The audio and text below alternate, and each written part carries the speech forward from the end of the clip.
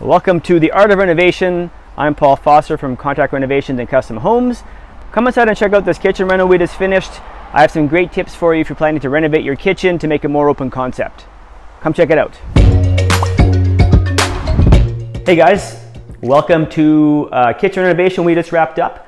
We made this kitchen far more open concept, and I want to give you a bit of a tour about what we've done here and things for you to consider if you're planning a renovation that opens up your kitchen area.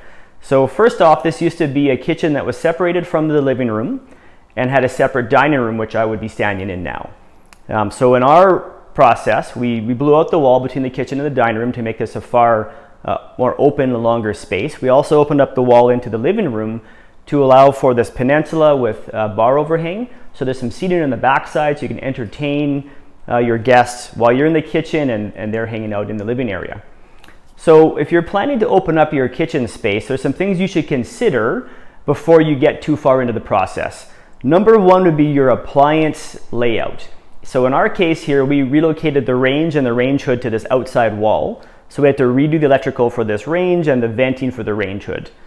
Also, we reconfigured the location of the dishwasher, the fridge, and the built-in microwave. So when you're planning your renovation, if you're going to open the space up, you need to think about what's the layout that's going to work best for you as far as what they call the golden triangle of your kitchen, or your sink, your fridge, and your range.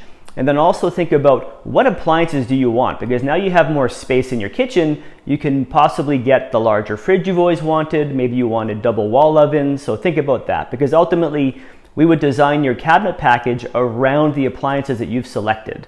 So that's the number one most important thing. Number two would be electrical and lighting. So now we've made this one large open space. We had to redo the lighting grid to make sure that there was good light coverage throughout the work area, both task lighting and ambient lighting. And then reconfigure the switching so you can access the switches on the way in and out of the kitchen, not get stuck going to one old point where they were once controlled when they were individual rooms. The last thing to consider would be overall the cabinet design as far as how the space will work for you. In this case, we did the peninsula as opposed to an island in the center. And the client wanted a more open feeling kitchen, and they had young kids and don't want so many surfaces to bounce off of if they're running around. So just consider what works best for you and your family. But those would be the top three considerations. Again, appliances, electrical and lighting, and your cabinet configuration for the type of layout that you want. Tune into our YouTube channel to see more kitchen renovation videos, and don't forget to subscribe.